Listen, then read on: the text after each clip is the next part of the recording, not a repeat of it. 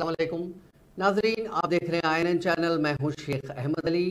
इस news bulletin में आइए नजर डालते हैं दिन भर की बड़ी खबरों पर। चीफ मिनिस्टर तेलंगाना के चंद्रशेखर राव की दुख्तर और बीआरएस लीडर के कविता के अलावा हैदराबादी बिजनेसमैन अरुण पिल्लाई से एनफोर्समेंट डायरेक्टरेट ने दिल्ली आबकारी पॉलिसी स्कैम में उसकी जारिया तहकीकात के सिलसिले में पूछताछ की। पिल्लाई साउथ ग्रुप की नुमाइंदगी करते हैं, जिसने मुबैना तौर पर आम आदमी पार्टी के कायदीन को 100 करोड़ रुपए की रिश्वत दी, जिसका इस्तेमाल मुबैना तौर पर गोवा के इंतखाबात में किया गया।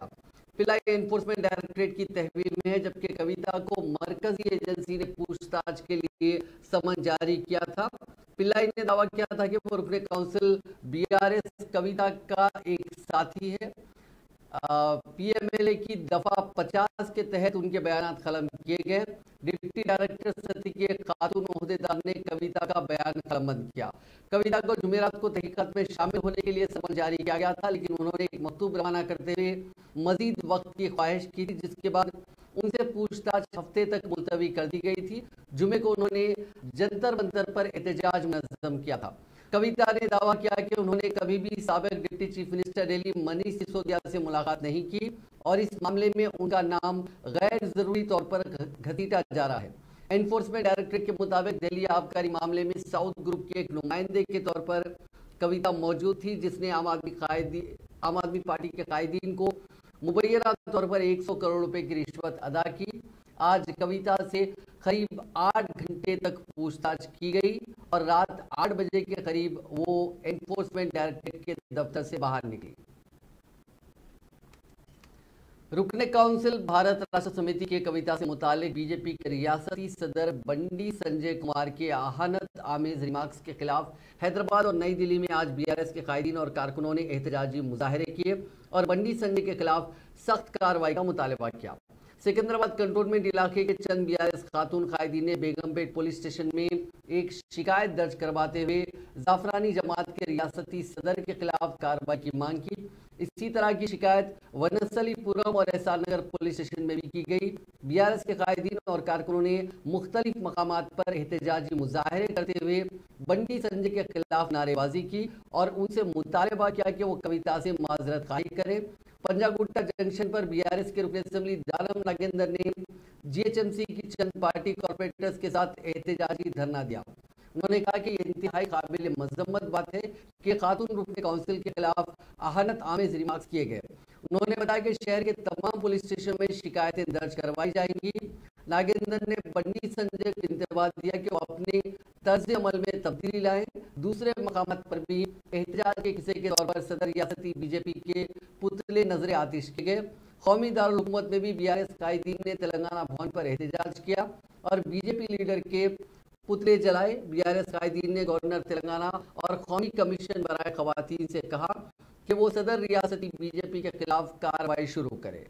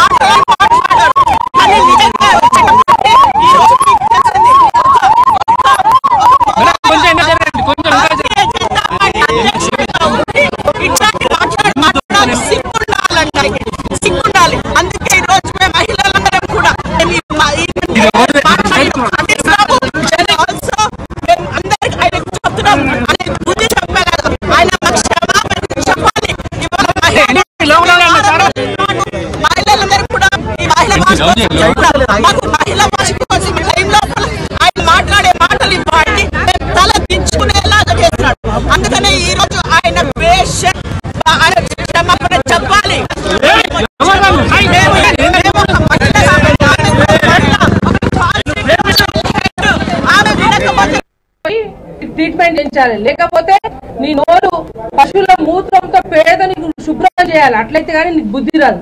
నువ్వు మాట్లాడే విధానం ఏంది? నీకు అక్కచల లేరా? ఏం మాట్లాడుతున్నావు?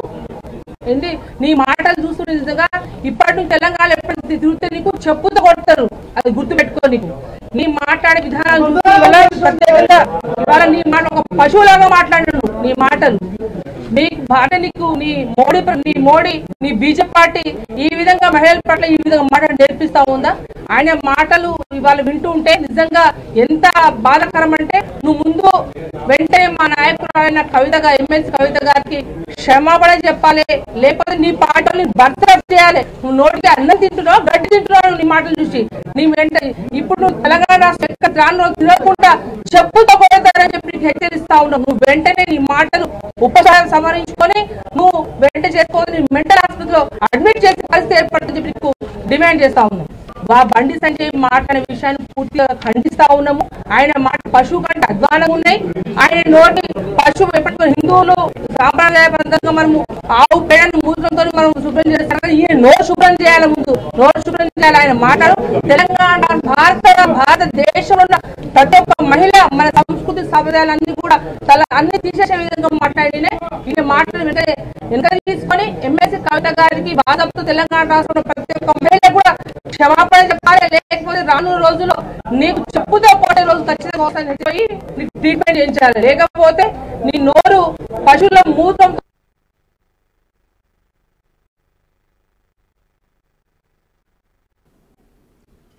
सदर कुल हिंद मजलिस इत्तेहादुल मुस्लिमीन व रुकने पार्लियामेंट बैरिस्टर असदुद्दीन अवैसी ने रुकने काउंसिल बीआरएस के कविता से इन्फोर्समेंट डायरेक्टरेट की पूछताछ के तनाजुर में चीफ मिनिस्टर केसीआर और उनके खानदान की तायद में बयान दिया। बैरिस्टर असदुद्दीन अवैसी ने मोदी हुकूमत को अपनी तनकीद का निशाना बनाया, जो तेलंगाना में चंद्रशेखर राव उनकी क़यादत को निशाना बना रहे हैं। सदर मजलिस ने एक ट्वीट करते हुए कहा कि बीजेपी के अरकान पार्लियामेंट मुसलमानों के समाजी बाइकआउट की अपील कर रहे हैं। उन्होंने अवाम से घरों में हथियार रखने के लिए भी कहा, लेकिन मोदी हुकूमत चीफ मिनिस्टर तेलंगाना और उनके खानदान को निशाना बनाने में मसरूफ है, जो तेलंगाना की तरक्की के लिए बेतकान जद्दोजहद कर रहे हैं। सदर मजलिस के ये रिमार्क्स चीफ मिनिस्टर की दुख्तर कविता से एनफोर्समेंट डायरेक्टरेट की पूछताछ से कबल सामने आए। तेलंगाना बीजेपी के सदर बंडी संजय ने बीआरएस रुकने काउंसिल कविता के खिलाफ अपने रिमार्क्स पर तबसरा करते हुए कहा कि अब तक उन्हें खवातीन कमीशन की कोई नोटिस नहीं मिली। अगर नोटिस मिलती भी है तो वो कमीशन के सामने हाजिर होते हुए अपने मौक़िफ़ को पेश करेंगे। आपको बता दें कि बंडी संजय के एक मुतनाज़ा रिमार्क के बाद आज रियासत भर में बीआरएस के कायदीन और कारकुनों ने उनके खिलाफ शदीद एहतजाज किया। तेलंगाना बीजेपी उमूर के इंचार्ज तरुण चुग ने कहा कि बीजेपी के रियासती सदर बंडी संजय ने बीआरएस रुकने काउंसिल कविता के ताल्लुक से जो बयान दिया था, उस बयान को तोड़ मरोड़ कर पेश किया जा रहा है। उन्होंने कहा कि दिल्ली शराब मामले में सैकड़ों करोड़ की बदनवानी हुई। इस बदनवानी को बेनकाब करने के दौरान सीबीआई और ईडी ने कविता के मुलविस होने के सबूत हासिल किए, जिस पर कविता को पूछताछ के लिए तलब किया गया। तरुण चुग ने मीडिया से बात करते हुए कहा कि दिल्ली शराब मामले में अगर कविता का कोई रोल नहीं है तो कविता या फिर बीआरएस कैडर को परेशान होने की जरूरत नहीं है। उन्होंने कहा कि बीआरएस के एहतजाज से वाज़ेह होता है कि कविता शराब स्कैम में मुलविस है। ताहम तहकीकाती इदारे ही कविता के मुलविस होने से मुतालिक सबूत पेश करेंगे। तेलंगाना बीजेपी के इंचार्ज ने मजीद कहा कि गलती करने वालों के साथ कानून अपना काम करेगा।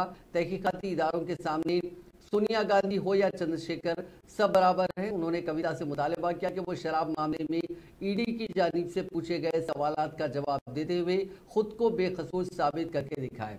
आज इस पूरे मामले पर बीजेपी के रुकने पार्लियामेंट डॉक्टर के लक्ष्मण ने भी अपने रद्द अमल का इजहार किया। యువతను క్రీడల పట్ల మొగ్గు చూపేదానికి ఖేలో భారత్ పేరు మీద అనేకమైనటువంటి టోర్నమెంట్స్ నిర్వహించి ఆ వేదిక ద్వారా ఆ ప్లాట్ఫామ్ ద్వారా వాళ్ళు వ్యక్తపరిచినటువంటి నైపుణ్యతను వెలికి తీసి జాతీయ అంతర్జాతీయ స్థాయిలో కూడా వాళ్ళు ఒక ఆలోచనకు అనుగుణంగా పార్లమెంట్ సభ్యులకు వారు విధిగా ఆదేశించడం జరిగింది. ఎన్నికైనటువంటి లోక్సభ సభ్యులందరూ కూడా తమ తమ నియోజకవర్గాల్లో ముఖ్యంగా గ్రామీణ క్రీడల పట్ల కబడ్డీ, ఖోఖో, అథ్లెటిక్స్ ఇలాంటి అనేక మరి క్రీడలో వారికి ప్రోత్సాహం కల్పించాలని దాదాపు అన్ని బీజేపీ ఎంపీలు, ఎన్డీఏ ఎంపీలు ఉన్నటువంటి ప్రాతినిధ్యం వహిస్తున్నటువంటి నియోజకవర్గంలో ఈ యొక్క క్రీడా పోటీ నిర్వహించడం జరుగుతుంది. రాజ్యసభ సభ్యులుగా ప్రధానమంత్రి యొక్క ఆదేశం మేరకు మేము సైతం కూడా ఈ కార్యక్రమాన్ని నిర్వహించాలని పెట్టినప్పుడు పాతపట్టణంలో ఉన్నటువంటి యువత, ఇక్కడి ప్రభుత్వాలు, పాలకులు పూర్తిగా విస్మరిస్తున్నారు, నిర్లక్ష్యం చేస్తున్నారని వారిని జాతీయ స్థాయిలో ఉన్నటువంటి క్రీడల పట్ల మక్కువ ఉన్నప్పటికీ కూడా సరైనటువంటి ప్రోత్సాహకాలు లేకపోవడం, వారు మరి నిర్లక్ష్యం చేపడుతున్నారనే ఒక భావన మా మిత్రులు హైదరాబాద్ పార్లమెంట్ సంబంధించినటువంటి కార్యకర్తలు ఉన్నారు. రాజ్యసభ సభ్యులుగా హైదరాబాద్ లోక్సభలో యువతను క్రీడల పట్ల మొగ్గు. कांग्रेस के कौमी तर्जुमान पवन खेड़ा ने दावा किया है कि दिल्ली शराब पॉलिसी घोटाले की जांच कांग्रेस पार्टी के दबाव की वजह से ही शुरू हुई है। आज गांधी भवन में प्रेस कॉन्फ्रेंस से खिताब करते हुए पवन खेड़ा ने कहा कि बीआरएस एमएलसी कविता के मामले पर कांग्रेस की खामोशी पर सवाल उठाना मज़हका खैज़ है। उन्होंने कहा कि कांग्रेस पार्टी ने ही इस पूरे मामले को मंजर-ए-आम पर लाया था। उसी के बाद बीजेपी हुकूमत इस पूरे मामले की सीबीआई जांच करवाने पर मजबूर हुई। उन्होंने कहा कि ये चाहे कविता हो या कोई और कायद हो, अगर वो घोटाले में मुलविस हैं तो उन्हें तहकीकात का सामना करना पड़ेगा। उन्होंने सवाल किया कि अगर बीआरएस कायदीन किसी भी स्कैम में मुलविस नहीं है तो उनकी ज़ाती जायदादों में इतना इजाफा कैसे हुआ। आज इस मौके पर एआईसीसी इंचार्ज तेलंगाना मानिकराव ठाकरे ने भी बात की और उन्होंने इल्ज़ाम लगाया कि बीआरएस कायदीन ने तेलंगाना के रिसोर्सेज को लूटा है और उन्होंने अपने नाजायज़ कमाई से जमा दौलत का इस्तेमाल इलेक्शन जीतने के लिए किया।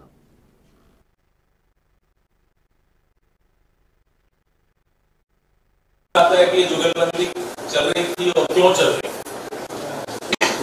तो हम और आप जो राजनीति को समझते हैं वो तो जानते हैं कि जुगलबंदी का हिस्सा है।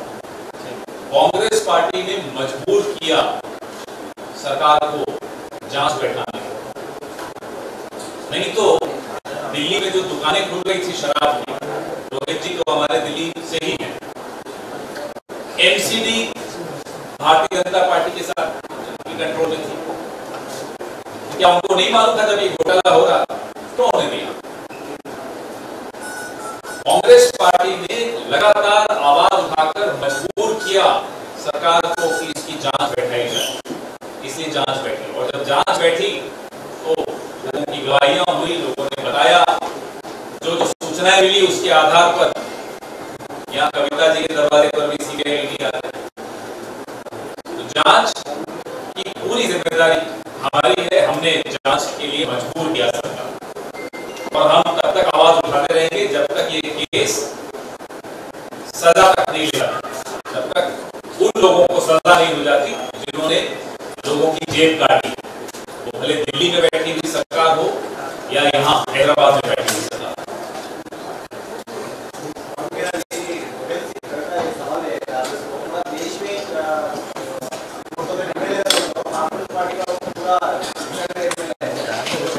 जिनका भी जितना भी कर्जा इनके ऊपर हुआ है, 4 लाख करोड़ करीब करीब इनके ऊपर कर्जा हुआ है, वो किस तरह गया है। हमारे जो यहाँ पे कांग्रेस पार्टी छत्तीसगढ़ में सीएम है, वहाँ हमारी गवर्नमेंट है, वो गवर्नमेंट में सिर्फ 70 करोड़ 70 करोड़ उनके ऊपर ऊपर कर्जा है, लेकिन यहाँ की गवर्नमेंट के ऊपर 4 लाख करोड़ का जो कर्जा हुआ है गया कहाँ? गरीब जनता की तो कोई स्कीम पूरी नहीं हुई, न सभी को घर मिला है, न सभी युवाओं को वहां पर 15 लाख 10 लाख रुपए मिले हैं। बीच में ही पैसा जा रहा है। उनके प्रतिनिधि जो है वो क्या कर रहे हैं? आधा हमारा आधा तुम्हारा, इस तरीके से वो स्कीम टीआरएस ने जो बनाई है उन्हीं के लोगों के लिए बनाई है, ताकि वो पैसा उसमें से कमाए और बाद में वही चुनाव में लगाए। तो ये नीति जो चल रही है गरीब लोगों का नाम लेकर अपनी जेब भरने की, और आपने जिस तरीके से उनके यहाँ पर आप सभी के सामने कहा है कि उनकी नीति पैसा आने के बाद क्या होता है, तो फिर बड़ी दुकान उस तरीके से खरीदी जाती है जो उन्होंने संकेत है। इसीलिए पैसों के आधार पर गरीब आदमी का पैसा लूट कर जो राजनीति टीआरएस कर रही है, ये सभी जनता को अभी पता चल चुका है।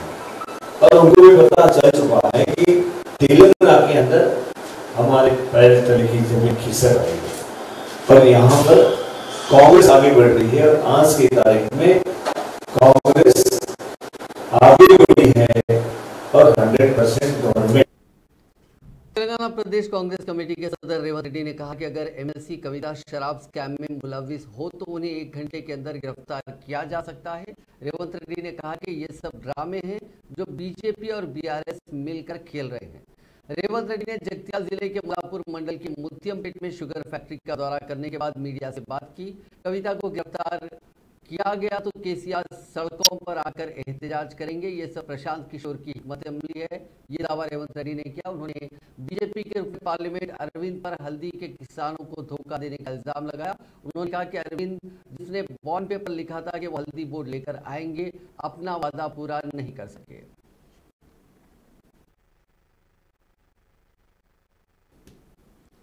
हैदराबाद में मुख्तलिफ मकामात पर पोस्टर्स और फ्लेक्सी बोर्ड लगाए गए हैं जिनमें लिखा गया है कि बीजेपी में शामिल होने से पहले और शामिल होने के बाद इन अनोखे किस्म के पोस्टर्स और फ्लेक्सी में सियासी कायदीन की तस्वीर को जगह दी गई जो मरकजी जांच एजेंसियों की कार्रवाई के बाद बीजेपी में शामिल हुए थे। उन पोस्टर्स के जरिए जाफरानी जमात पर तंज किया गया।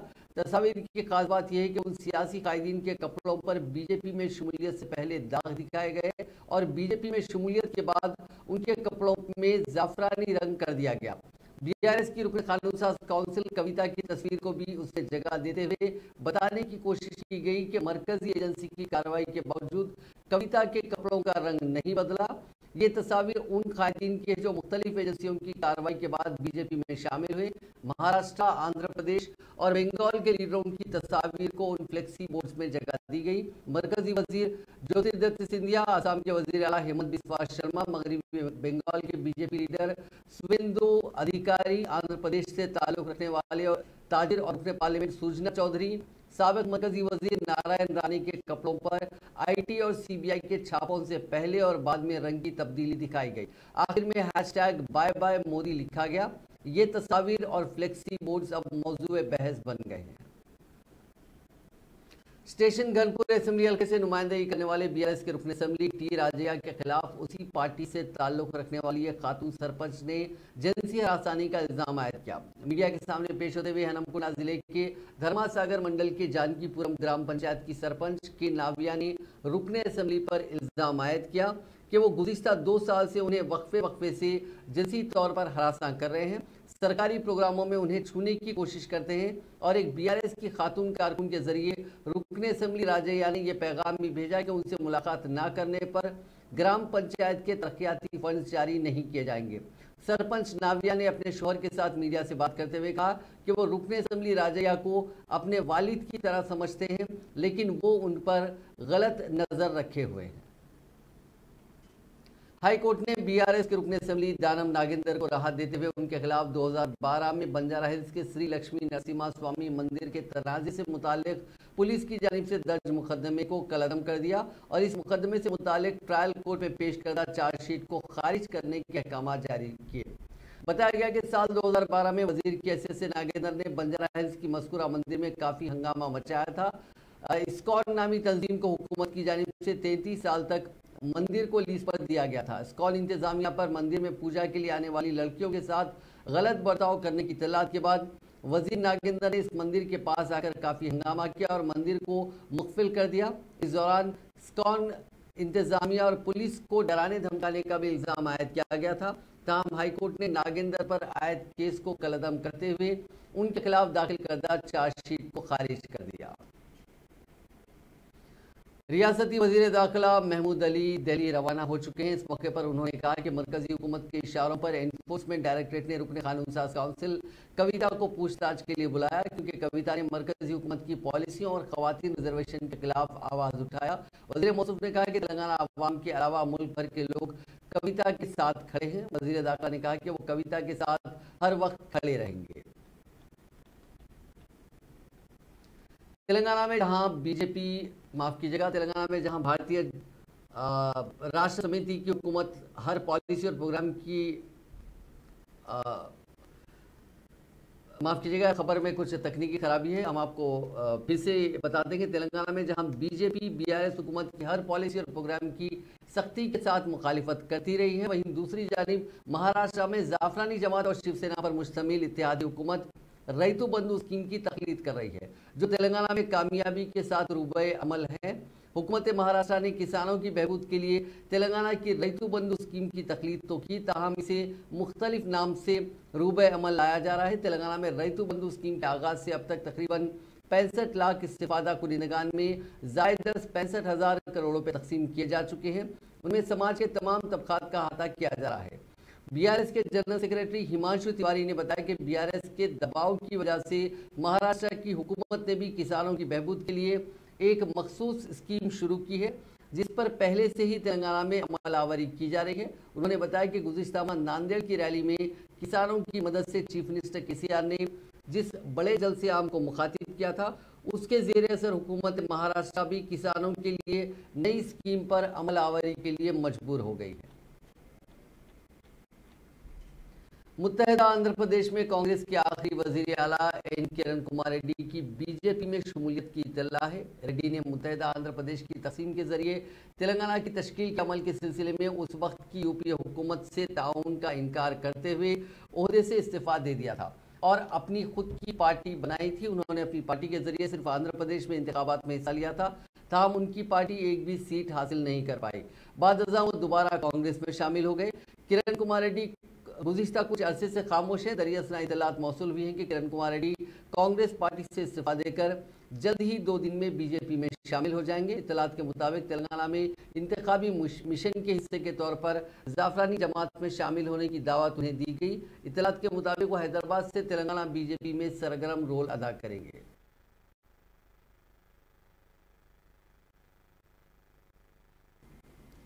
आउटर रिंग रोड पर साइकिल ट्रैक के काम जारी है। इस बात की इत्तला सोशल मीडिया के अहम प्लेटफॉर्म पर सरगर्म स्पेशल चीफ सेक्रेटरी महकमे बल्दी नज़्म व शहरी तरक्की अरविंद कुमार ने बजरिए ट्वीट देते हुए कहा कि साइकिल ट्रैक के लिए सरसब्जी और शादाबी लैंडस्केपिंग का काम शुरू हो गया है। सोलर पैनलिंग के काम को हतमी शक्ल दे दी गई है और आइंदा 10 दिनों में काम शुरू कर दिए जाएंगे। इसकी तकमील के बाद ये हिंदुस्तान में अपनी नौयत का पहला साइकिल ट्रैक होगा। उन्होंने इस ट्वीट के सिलसिले में वजीर बल्दी नज़्म KT रामाराव को टैग भी किया। शहरियों के लिए ट्रैफिक के मसाइल को मुस्तकिल तौर पर ख़त्म करने के मकसद से ग्रेटर हैदराबाद म्यूनसिपल कॉरपोरेशन की जानिब से शुरू करदा स्ट्रैटेजिक रोड डेवलपमेंट प्रोजेक्ट यानी SRDP के तहत एक और काम मुकम्मल किया गया। 19वां फ्लाईओवर जल्द ही दस्तियाब हो जाएगा। नसलीपुरम से LB नगर की तरफ जाते हुए LB नगर चौराहे के दाएं जानी बनाया गया ये पुल इफ्तिताह के लिए तैयार है। ये फ्लाईओवर 22 करोड़ 55 लाख रुपए की लागत से 760 मीटर लंबाई और 12 मीटर चौड़ाई के साथ तामीर किया गया। कानून साज काउंसिल के इंतखाबात के बाद वजीर बल्दी नज़्म KT रामाराव इस फ्लाईओवर का इफ्तिताह करेंगे। तेलंगाना के आदिलाबाद शहर में एक पागल कुत्ते के हमले में 7 अफराद शदीद जख्मी हो गए। हफ्ते की सुबह एक पागल कुत्ते ने शहर मुस्तकिल आदिलाबाद के आदर्श नगर और खोजा कॉलोनी में काम में मसरूफ लोगों पर अलग अलग हमले कर दिए। उनमें 7 लोग पागल कुत्ते उनमें से 7 लोगों को पागल कुत्ते ने काट लिया जो शदीद जख्मी हो गए।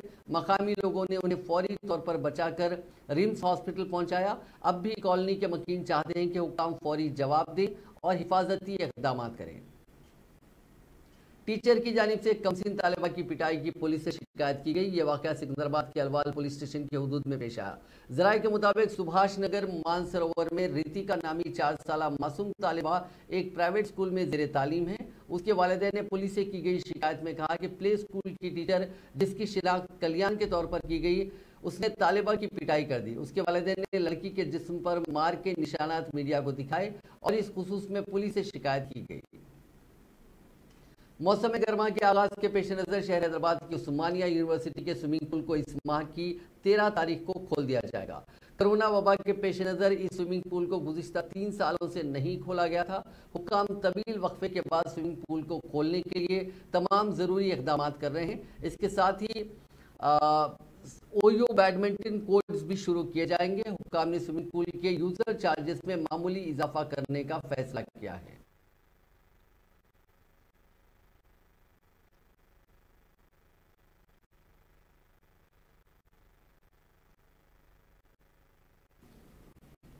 Directorate of revenue intelligence Hyderabad ने सिकंदराबाद रेलवे स्टेशन में 1 करोड़ 32 लाख रुपए मालियत का 2 किलो 314 ग्राम सोना जब्त किया। एक इत्तला पर डीआरआई हैदराबाद के अहदेदारों ने फलकनुमा एक्सप्रेस के जरिए कोलकाता से आने वाले एक मुसाफिर के पास से ये जर्द धात जब्त की।